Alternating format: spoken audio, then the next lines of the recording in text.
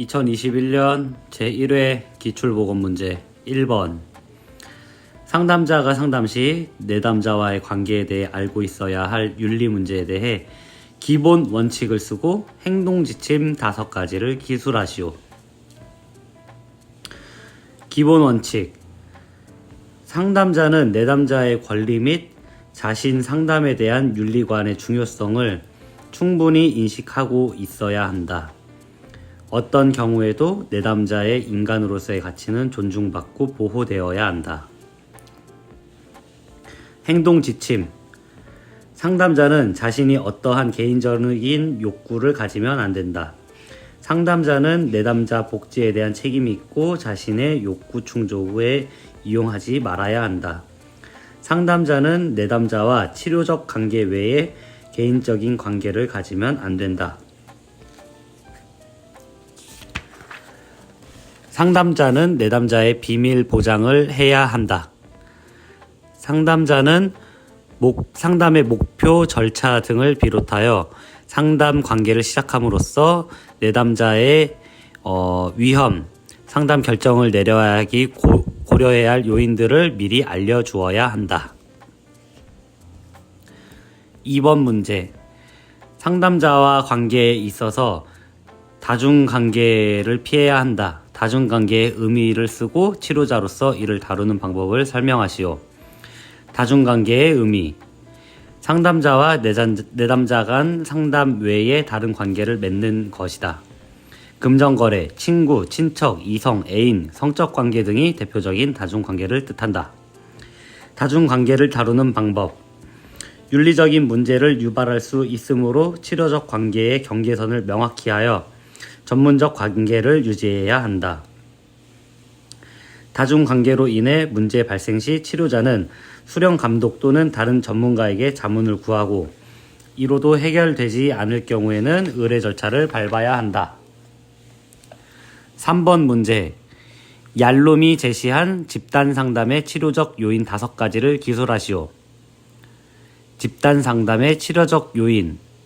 희망의 고취, 보편성, 정보 전달, 이타심, 사회기술 발달, 모방행동, 대인관계 학습, 집단 응집력.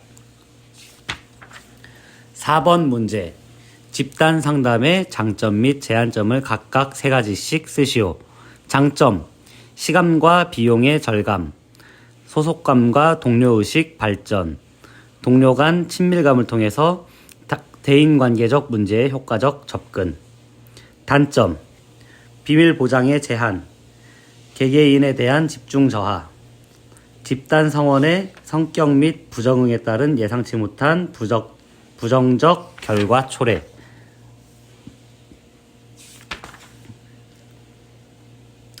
상담의 6번 문제. 상담의 종결 단계에서는 우선적으로 지난 상담에 대한 점검이 이루어진다. 지난 과정을 돌아보면서 평가해야 할 4가지 사항을 쓰시오. 설정한 목표 달성 확인, 상담 과정과 경험에 대한 주관적 평가, 긍정적 변화 유무에 대한 평가, 변화에 자발적 기여한 인식 평가. 자문의 7번 문제. 자문의 정신건강 모델과 행동주의 모델의 차이점을 설명하시오. 정신건강 모델은 자문 요청자에게 문제 해결 능력이 있다고 가정한다.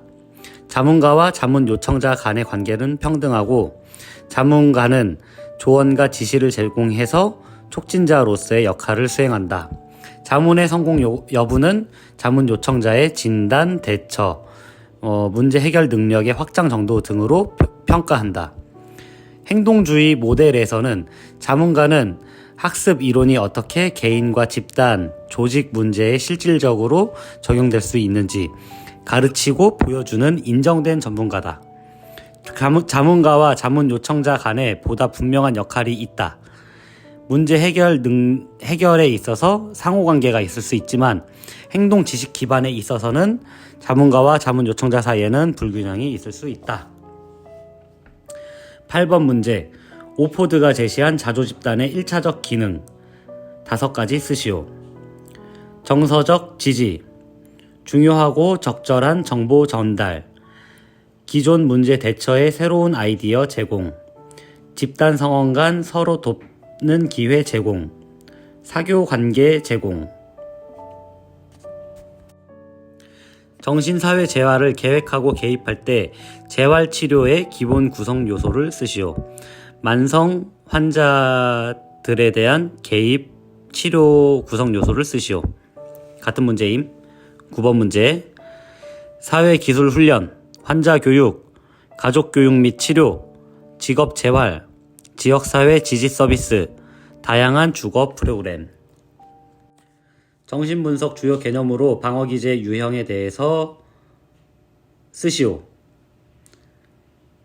1. 억압. 죄의식이나 괴로운 경험, 수치스러운 생각을 의식에서 무의식으로 밀어내는 것. 부모 학대에 대한 분노를 억압하며 부모에 대한 이야기를 무의식적으로 꺼리는 경우. 2. 부인, 부정. 의식화되는 감당하기 어려운 고통이나 욕구를 무의식적으로 부정하는 것. 애인이 교통사고로 사망했음에도 불구하고 죽음으로 인정하지 않은 채 여행으로 떠난 것이라고 주장하는 경우.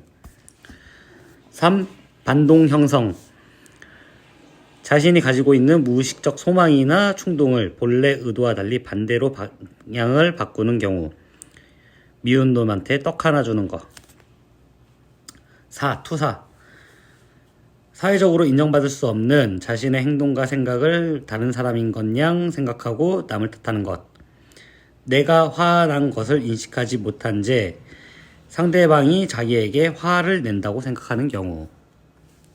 5. 전치. 자신이 어떤 대상에 대해 느낀 감정을 보다 덜 위협적인 다른 대상에게 표출하는 것.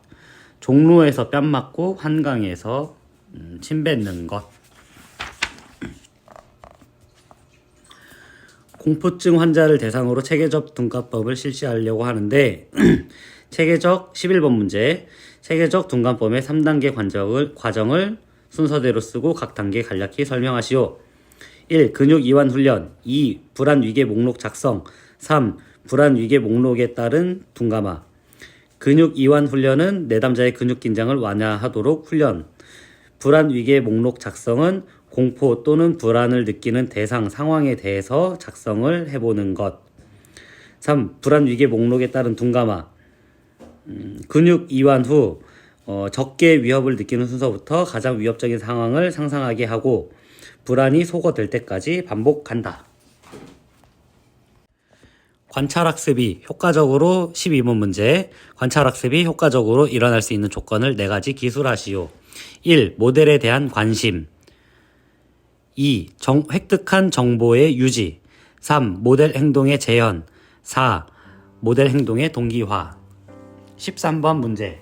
인간중심 치료에서 로저스가 강조한 치료자의 특성 또는 태도 3가지. 1. 일치성과 진실성. 2. 공감적 이해와 경청. 3. 무조건적 긍정적 존중. 인간중심 치료에서 로저스가 제시한 내담자의 긍정적 성격 변화를 위한 치료의 충분 조건 4가지를 쓰시오. 1. 내담자 치료자가 심리적 접촉을 한다. 2. 치료자는 내담자의 관계에 있어서 일치성 또는 통합성을 일관적으로 보인다. 3. 치료자는 내담자를 위한 무조건적 긍정적 관심을 경험한다. 4. 치료자는 내담자의 내적 참조 틀에 대한 공감적 이해를 경험하며 이러한 경험을 내담자에게 전달하려고 노력한다. 15번 문제. 심리평가의 목적 3가지를 쓰시오. 1. 임상적 진단. 2. 자아기능평가. 3. 치료적 전략평가. 임상적 진단을 명료화 세분화해서 증상의 문제의 심각 정도를 구체화함. 자아기능평가. 성격 및 정신병리에 대한 이해를 위해 내담자의 자아기능, 자아강도, 인지기능 등 측정 및 평가한다. 치료전략평가. 적절한 치료 유형, 치료전략, 치료적 개입에 의한 평가 효과 등을 평가한다. 16번 문제. 지능을 평가할 때 주요 쟁점으로 임상적 접근과 개념적 접근에 대해서 설명하시오. 1. 임상적 접근. 지능평가의 합리성을 강조. 지능이 측정 가능한 구체적인 실제라고 가정함. 실제로 심리학자는 현재 주로 사용되는 지능검사 도구를 가지고 어떻게 지능을 측정할 것인가에 초점을 둠. 개념적 접근.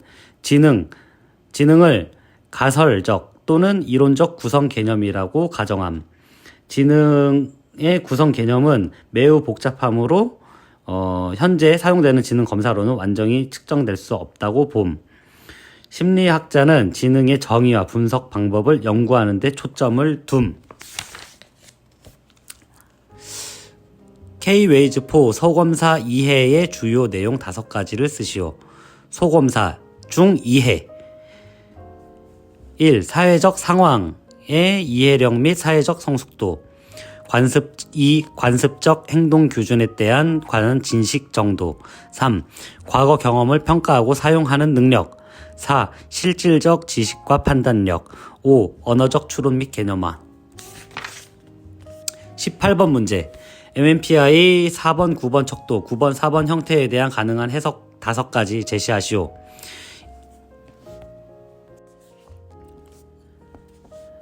1. 충동적, 반항적 성격과 함께 과격하고 공격적인 행동을 특징으로 함. 2. 자기중심적 성향과 다른 사람에 대한 불신으로 대인관계가 피상적임. 4.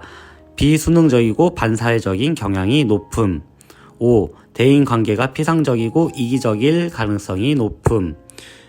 6. 반사회성 성격장애, 양극성 장애의 진단이 가능함. 20번 문제. 무시증후군이란, 무시증후군은 뇌병변 반대쪽에 의미 있는 자극을 제시하였을 때 그 자극을 감지 못하거나 반응을 하지 않는 현상을 말함. 예를 들어서 우방구 손상 환자에게 왼편 어떤 물건을 짚게 했을 때 그 물건을 잘 찾지 못하거나 손 움직임이 느릴 수 있다.